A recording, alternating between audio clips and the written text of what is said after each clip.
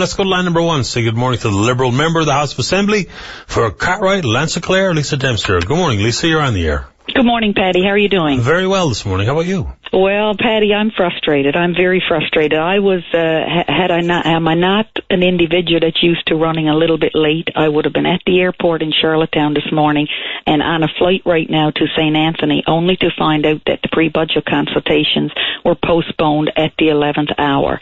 And it's not good enough, Paddy. Like, I'm in Charlottetown. I have to fly on Airlab to St. Anthony, get a car, drive out. I was scheduled to present at 12:30, and I was to be at the airport at 8:30, and an email came in to me from Minister Kent's assistant at 8:42 saying they were postponed.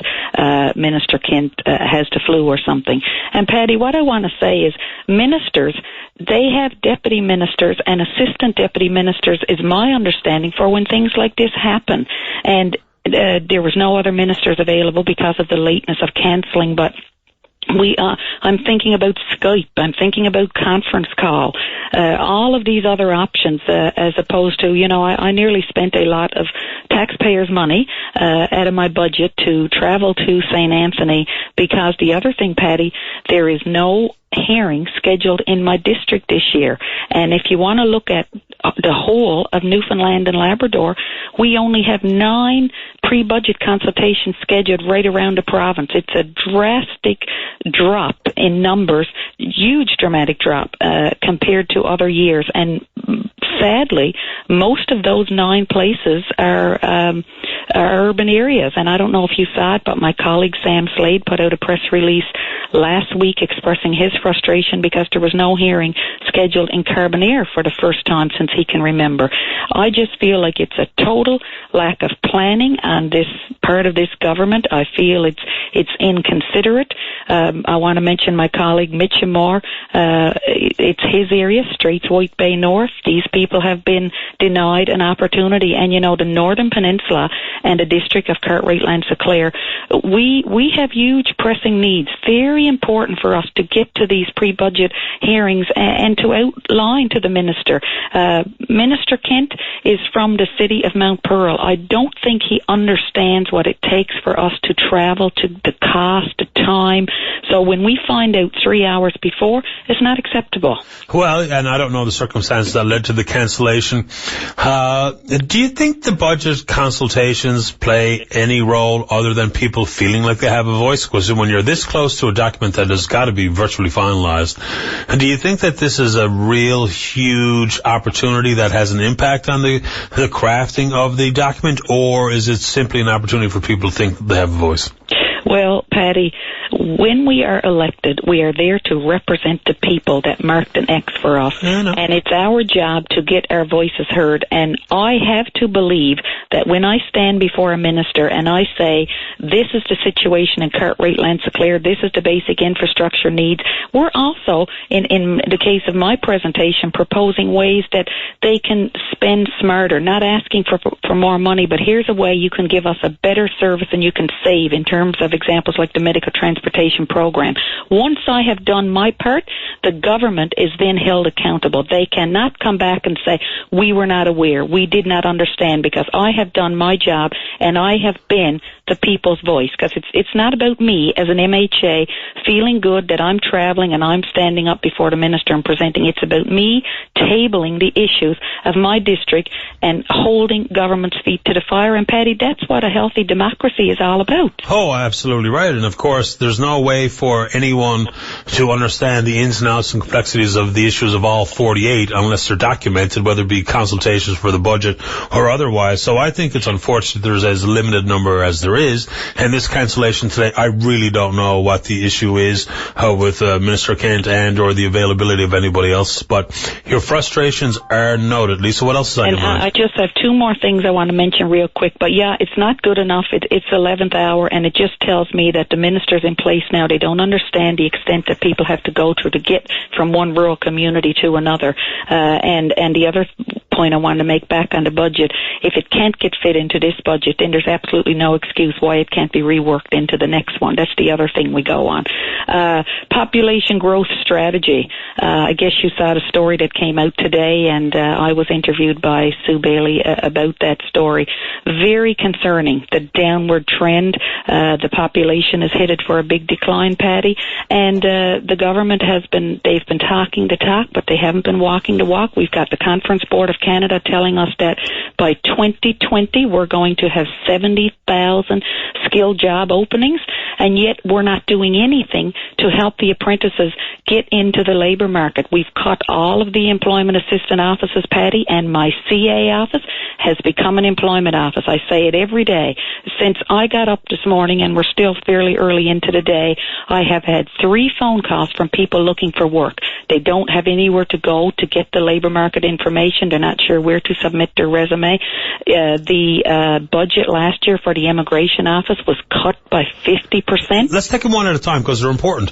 When it comes to opportunities for people to realize and understand where to go for employment, are we sometimes looking for provincial governments, doesn't matter what party's in power, to provide the type of services that seem to be like, my goodness, how can someone not understand where they may look for a job in their trained discipline, whether it be as a skilled tradesperson or otherwise?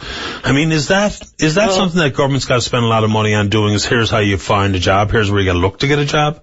A couple of things, and I'm going to speak from a rural perspective. It's presumptuous of us to think that everyone will know where to look for a job. A lot of these kids go to school, they come out, they've got their program, and then they need somewhere to go. Okay, how do I get my resume together and where I start to look for a job?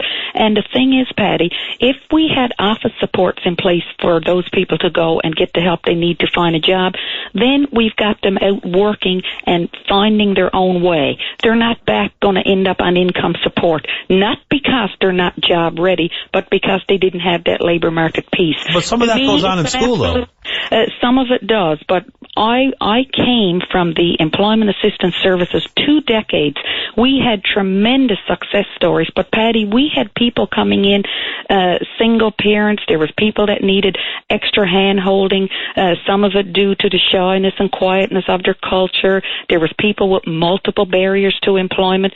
They needed that extra help, and we've got them out into the workforce. We've got them working, situated wonderfully in places like IOC and Voisey's Bay, and yet, and that's, I don't see that continuing now when they've removed all of these support offices. To me, if you're paying someone $40,000 a year to sit in an office and help people find jobs, that's an investment. You're moving people from unemployed to employed. The return that you're getting on your dollar, it's amazing. It's tremendous. Yeah. I've been there and I've seen it. I've lived it. And I mean, I think there's certainly a role government plays in helping people match their skills with opportunities. But for instance, in your neck of the woods, when you say, and I think rightfully so, that you've helped people be placed at IOC, Valet, and otherwise, oh my God, they had to know there were an opportunity there as they were trained for the job, and the school has programs that try to match them with future employers while they're in school and stuff. So I understand your point. I'm just not so sure that that's always the most legitimate spend of money when there are other needs. Let's talk about the Department of Immigration that you brought up with the population decline too. Even if we do a reasonable job getting immigrants to choose Newfoundland and Labrador, we have a devil of a time keeping them. So if you had some say inside of that department today and inside the Office of Immigration, where do we go? Because we may indeed say that the PCs are falling down on the job, but there's a long way between that and what is a good solution or solutions that could be proposed. Patty, I just want to drop back to one important thing about EAF. I want to say that one size don't fit all, and it's important for people to understand that in the rural communities with so limited resources, you can have these offices. It doesn't mean you need them in Corner Brook, St. John's, where people already have some of the knowledge, like you're speaking to, that you just take for granted. And about the population growth strategy, one of the things we're bringing the immigrants in, we have to look at our child care spaces. I mean, we've got about 50,000 children in our province under the age of 10, and we don't have the daycare facilities there. That's another deterrent right away from enticing people in and to stay in our area. And of course, the decisions, I mean, this is cart and horse kind of stuff. I wonder if we had more child care spaces and the affordability issue was addressed. Will that totally overcome this? I think the most drastic part of the story for the population decline is the negative natural increase. We have more deaths than births. Is it that, or is it that plus another 10 issues that have to be addressed before we can reverse that trend? Because for me, you can hit and hope with immigration. There's a variety of that relies on business community, the level of wages, the kind of mega projects available, where we get the workers, are they trained here? Or how do we deal with that negative natural increase? To me, that is the real scary one. Patty, I can tell you that I hear from young families every week, and I have many, many connections of my own out west that are working. They would move back, but it's issues like childcare that stop them from doing that, because these people have moved away and are used to a certain standard of income, and they want a good life for their kids. And so, yes, it's a combination of things, but we have to look at the whole picture. If we're, this is a very serious situation, and we have to sit down. We have to talk to the people that are on the front grounds, because they are the expert, and we have to see what we can do to reverse this trend. And yes, we do have aging demographics, and that brings into the whole picture of, we have to look at long-term care facilities and where we are in that. I know I've used a lot of time. Before you cut me off, I want to do a shout-out to the teachers. This is it's the beginning of Teacher Appreciation Week, and we have got some teachers out there that's doing some wonderful, wonderful work, Patty. We have got teachers in small schools that have full course loads. Their days are stretched very thin. I stood and debated in the House this fall. I was honoured to do it. The amendments to the 97 Schools Act was presented, and there was a program brought down to implement anti-bullying. But once again, when I stood, Patty, I had to say, are there extra resources to help the schools implement this anti-bullying? What period of time is it being phased in over? Where's the supports for teachers? Because we know that most of the bullying happens at recess time, and it happens at lunchtime, and those teachers are off doing 10 other things. So there's teachers out there doing fantastic work. They're changing lives. They're inspiring kids, and I think we're all indebted to them, because it was Nelson Mandela that said education is the key in which we can change the world. And some of the kids coming up today, Patty, they're going to tackle these problems, and they're going to turn the province around. I believe that, and make it better, because I watched the youth in Youth Parliament last week in the House of Assembly. Just amazing, the knowledge of some of these kids.